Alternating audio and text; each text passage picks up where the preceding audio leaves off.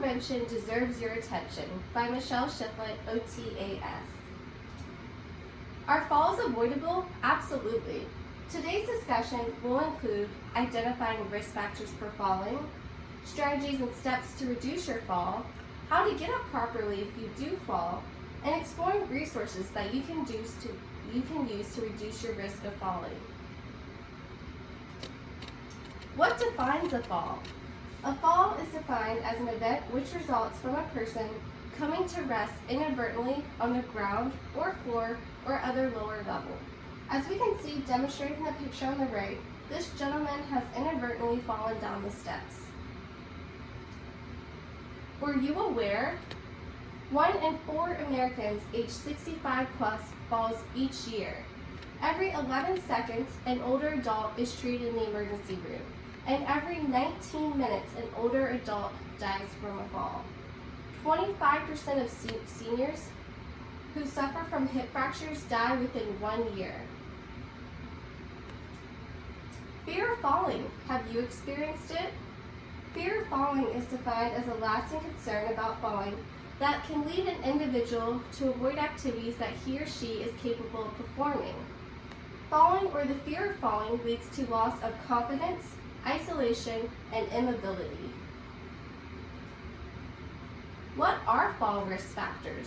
Most fall risk factors come from interacting risk factors to include physical risk factors, changes in your body that can increase your risk for a fall, behavioral risk factors, things we do or don't do that increase our risk for a fall, and environmental risk factors, hazards within our home or community. Steps and strategies to reduce your fall risk. What can you change? One of the things you can change is your physical inactivity. One way you could prevent this is by joining an exercise class or program. Medications. You should speak to your doctor or pharmacist about your medications yearly. Medication changes can increase your fall risk. Side effects could possibly include dizziness or poor balance due to the use of antihypertensive drugs or hypertonics. Medications are amongst the most common cause of increased fall risk in older people. Home safety in your surroundings. It's important. Identify and remove fall hazards in your home to include clutter. For example, my mother-in-law, her hallway used to be very cluttered. It used to include piles of magazines or random items throughout her hallway. These are major trip hazards. You should remove any clutter in your hallways or any rooms in your house to avoid potentially tripping over these items and falling. Throw rugs are another major risk factor for falls. You should remove any scatter rugs or throw rugs in your home. Now I know most people may be sentimental to their throw rugs or scatter rugs, as some may even have holiday themed throw rugs or scatter rugs that they like to put out. But if you must have these rugs in your home, consider using or replacing them with grip mats or non-slip mats. Another idea, if you are insistent on perhaps keeping these scatter rugs in your home that are potentially dangerous to cause falls, is maybe talking to an occupational therapist or a physician about ways to make these rugs safer. Perhaps you can use some type of adhesive tape to tape them down onto the floor so that they're at least not as likely to bunch up in the middle. Another thing that is a major risk factor in your home is steps that are too steep or too long. Most steps or stairs have handrails on one side. However, for elderly people who may be unsteady, handrails on both sides would provide additional support. Poor lighting is also another risk factor that you can change in your home. Dimly lit homes can increase the likelihood to trip over something.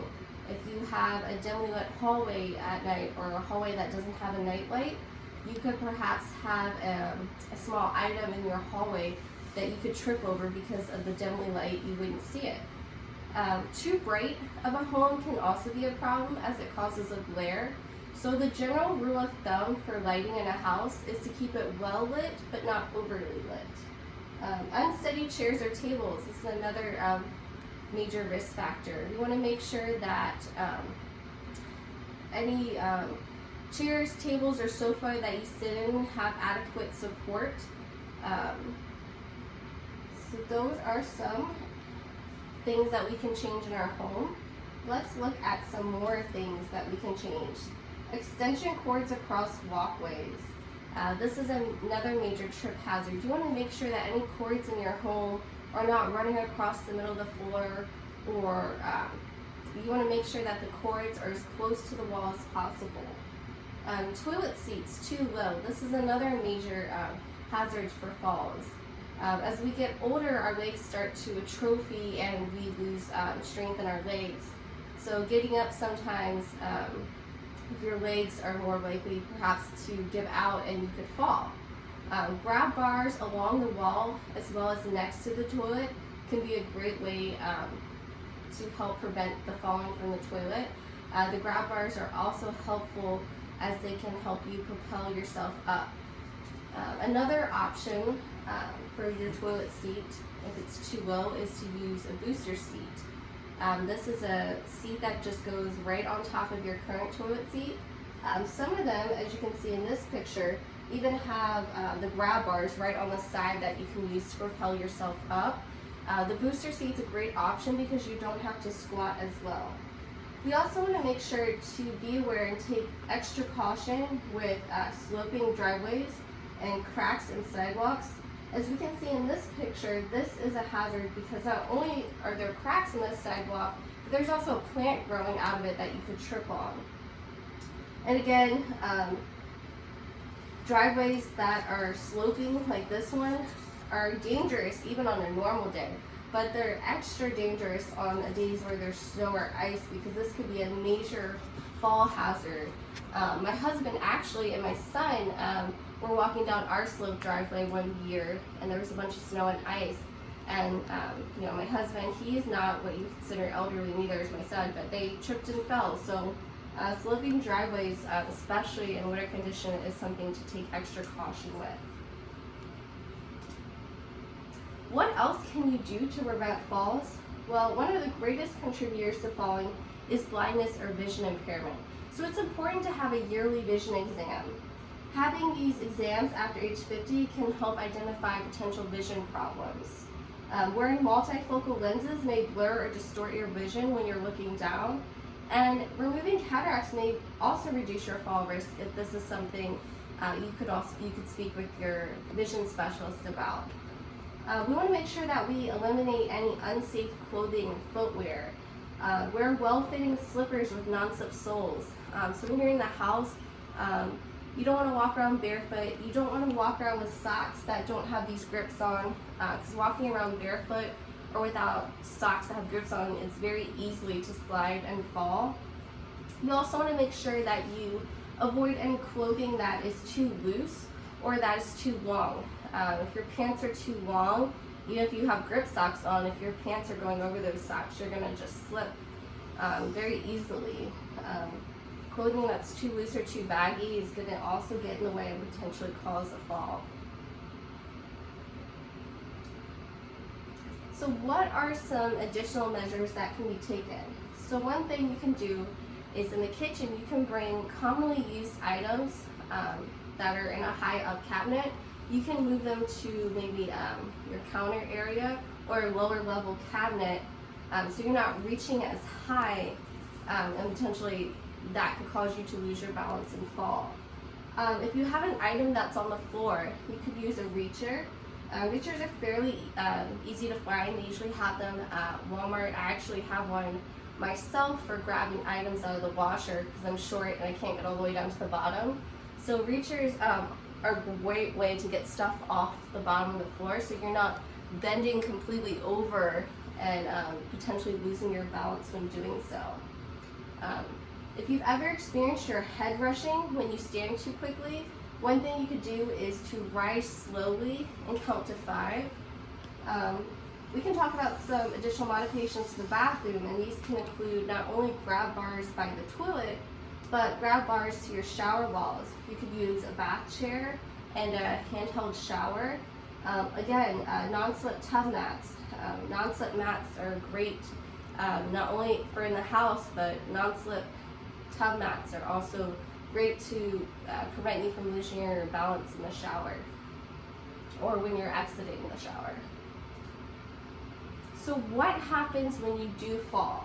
Safety first. So if you have fallen and you are not hurt, you can follow these steps to get back up. So the first thing you're going to do, if there are no injuries, you're going to want to slowly roll to your side, starting the movement with your head and moving down towards your feet.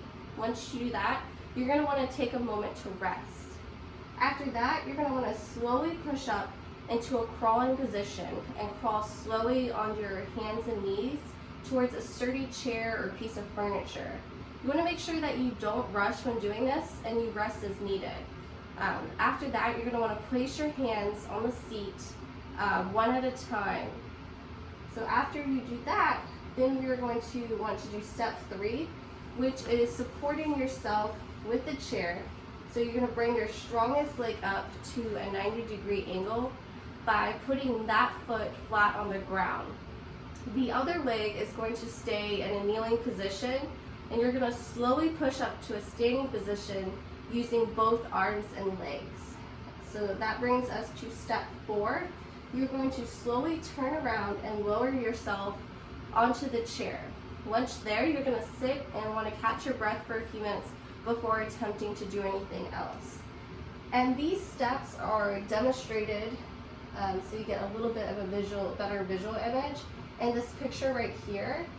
And if you wanted to, print out this handout, maybe post it on your refrigerator in your home, you can find this handout by going to www.findingbalancealberta.ca. So what happens when you do fall and you are hurt? So if you have fallen and you are hurt, you would want to follow these steps. Number 1, you're going to want to stay calm and rest for a few minutes. You want to figure out what parts of your body might be injured, if you're experiencing any pain. Then you're going to want to, if you have one, you're going to want to use a medical alert device, a mobile phone to call 911 or a family member for help. Once you do so, you're going to want to tell them about any injuries you're experiencing or any pain you're experiencing. After that, if there's a pillow nearby or a blanket or something soft and material that you can bunch up, you're going to want to use it to keep yourself warm while you wait for help. And the last step is, if you don't have a medical alert device or a phone nearby, what you're going to do is you're going to start yelling as loud as you can for help. If you can't yell, you want to grab something near you that's going to make some noise. So you're going to grab something and you're going to want to bang it on the floor, or you can bang it on the nearby furniture. Whatever you can do to make noise to alert someone that you're hurt. And as we can see here, there's tons of different medical alert devices available through different supply companies. These are just 2 examples of medical alert devices. One being a necklace that you can just wear around your neck. The other has like a little pager that you can clip onto your waistband of your pants or your jeans, and it has a button on the side that will transmit to this machine that will call 911 for help. So when we're looking at falls, what else can we do? Well, there's evidence-based fall prevention resources, numerous ones that can be found through the National Council's on Aging's website. One of the programs is called A Matter of Balance. It's an 8-week structured group intervention that emphasizes practical strategies to reduce fear of falling and increase activity levels. So what this program does is it helps you view falls and fear of falling as controllable. It sets realistic goals to increase your activity and change your environment to reduce your fall risk, and as well as exercise to increase your strength and balance. All exercises can be done in a sitting or supported standing, as we can see in the picture below. This program is excellent for people who are fearful of falling. It's a great start for their later program stepping on, and I've posted the direct website below here. Like I said, they have numerous evidence-based programs on the National Council on Aging's website. I've listed quite a few here: Bingo Size, Capable, Enhanced Fitness, Falls Talk, Falls Skate, Fit and Strong, Healthy Steps for Older Adults, Healthy Steps in Motion, the Otago Exercise Program, Sail, Stay Active and Independent for Life, Stepping On, Tai Chi for Arthritis, and many, many more. And again, I've posted that link right here in the bottom right hand of the screen. So remember, falls are absolutely preventable. You want to make sure that we're moving more, maybe perhaps during an exercise class or an exercise program. You want to make sure that you're reviewing your medications yearly with your doctor or pharmacist about any potential side effects. You want to make sure that we get yearly vision exams after age 50 especially. Home safety. There's a lot in your environment that you can change to reduce fall risks. Like we talked about, the clutter. You want to make sure that you don't have clutter in your hallways or areas that you walk. You want to make sure that those electrical cords are close to the wall. You can also consider having an occupational therapist come to your home, and they can help identify safety issues and solutions as well. Perhaps there's some examples in your home that you don't recognize as a fall or safety hazard that the occupational therapist could point out and provide recommendations or solutions for you. So thank you for coming. I hope you learned a lot about fall prevention, and hopefully maybe you'll make some changes to reduce your risk of falls. Thank you.